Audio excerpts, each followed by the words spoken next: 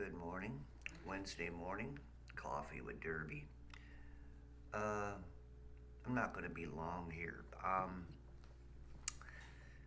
Number one, an icon, I guess you could say, has passed away, Loretta Lynn. Um, the reason I'm bringing her up is because I was a child at the age of 8. Not make a long story short. I was in a foster home where one of the relatives was his name was George Eliot, and he had a band called the Elites, and they were a country band. Well, he took a liking to me because I was learning how to play guitar back then, and sing and stuff. So when he came over to visit, uh, he would take me out to shows with him, some bars and stuff. But I got to go to the WWVA Hall in Wheeling, West Virginia. I got backstage. I met the likes of uh, who was it? George Jones, Tammy Wynette, and I sat on the lap of Loretta Lynn. I was a little kid, and she just loved kids. And I sat on her lap. I don't remember too much out of it, but I remember hearing her sing and stuff like that. Um, so anyway, that was cool. Um, when I start looking around, the one thing I'm going to tell you right now, we took out that pipeline. Russia wouldn't do it. That's ridiculous. Why would Putin? They put all that into that for. I could see him holding it back, but to destroy it, no. He would have no leverage, so that makes no sense. So if you're a monkey watching TV, oh, Putin's a bad man. He's trying to start a war, blah, blah, blah. So I'm sorry. I'm not on Putin's side whatsoever. I got reservations about him, as many as do. I mean, he's not the good guy, but in this scenario, he's also not the bad guy. So apparently they're painting him. It ain't no different than the Democrats trying to paint the Republicans like they are. They're irresponsible, arrogant, steal money, use money, try to appropriate money for other things, and they want to make and start riots with their with the people who vote for them and progressives and stuff they use, and they want people to believe that the Republicans are like that. You see what I'm saying? It's always reflecting. So, I mean, so we're reflecting. Our government's reflect. No, Putin did that. Why? Nobody's come up with the reason. What would be the great strategy for him to do that? Somebody needs to come up with something. Apparently, you talking heads are capable of coming up with stuff when you want to lie, but how do you cover up a lie at this magnitude? Well, you will, because the monkeys out there are too stupid to know any difference anyway. They don't understand reasoning or understand, wait a minute, A lot of them don't even have a little bulb that goes on. All their bulbs are burnt out. So, they can't.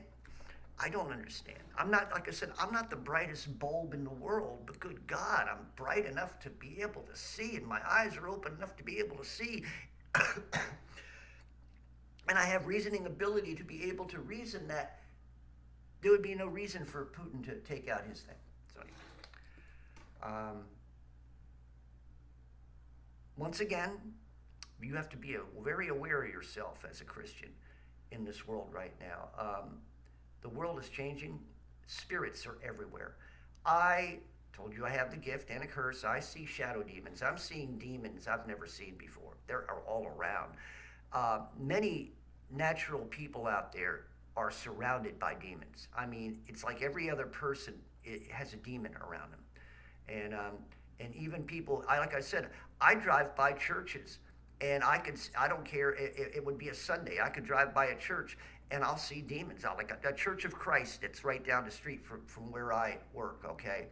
If you drive past there and they have a Wednesday night or something, there's demons all, the place, it's a white building, but I see spiritual demons all around it. This is a church, okay? I see it at Church of God's, Baptist churches, Presbyterian churches. I've seen demons everywhere. What other church? Oh yeah, Pentecostals. there's always demons around a Pentecostal church. So, I mean, that's just part of the, you know, anyway. Yeah. And of course, your Catholics are inundated with demon spirits all over the place. People can't even, you know, uh, you know what they do to poor Catholic people? They get the old Catholic people to believe that the world's their, that they have to pray for the world, that it's always their fault, you know. That's what is bad is when you got a religion teaching it's your fault. Just like our government, you know. What do we always hear? You had white people standing up there saying, well, the problem with racism is white people. And you're hearing that from a white person. I mean, this is the things that just, I don't want to be here. I don't want to deal with all this. I'm sick of this romper room for children. That's what it's like. This world is a romper room for children. Will you children please grow up? Will you children get some gumption? Will you children act like adults for once in your freaking lives? Good God. It's getting bad, man. You got people acting like idiots. And these are the people who are supposed to be in charge. I've said it before. Isn't it funny? When you look at Gates and Fauci, don't these people look crazy? Everybody who happens to be an elite always looks crazy. Well, you know, there you go. Sometimes looks aren't deceiving. Sometimes looks are very revealing. You effervesce on the outside what you are on the inside. You know that picture of Klaus Schwab with that futuristic vest that he has on, that picture? You've probably seen it before. That's egotism. That's overrated pridefulness. That person cares more about what he's all about.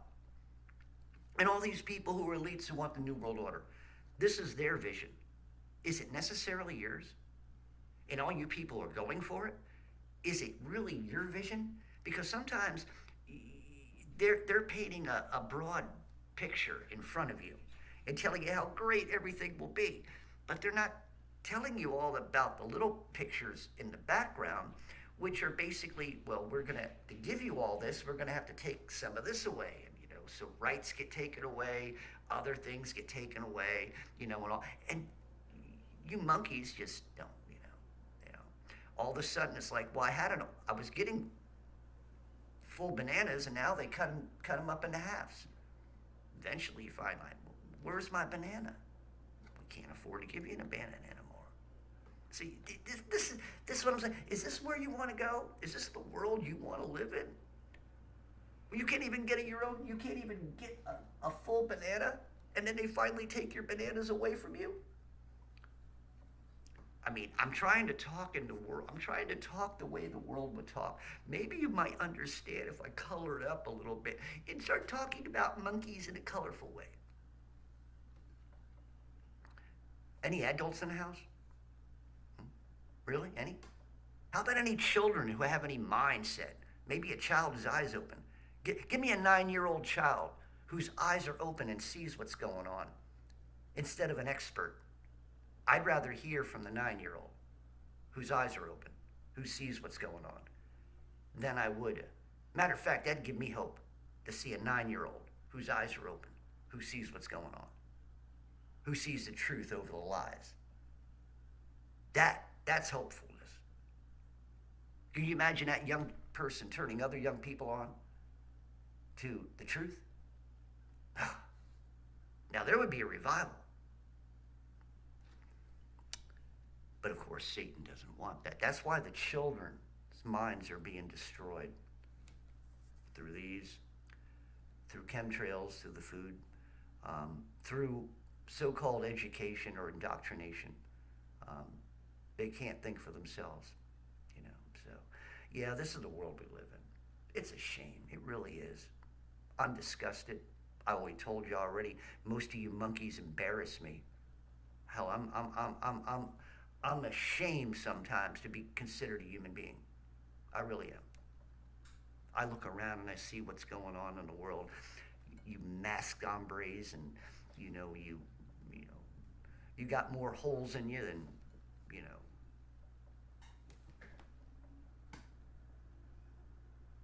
more holes in you than a brush with little holes for the.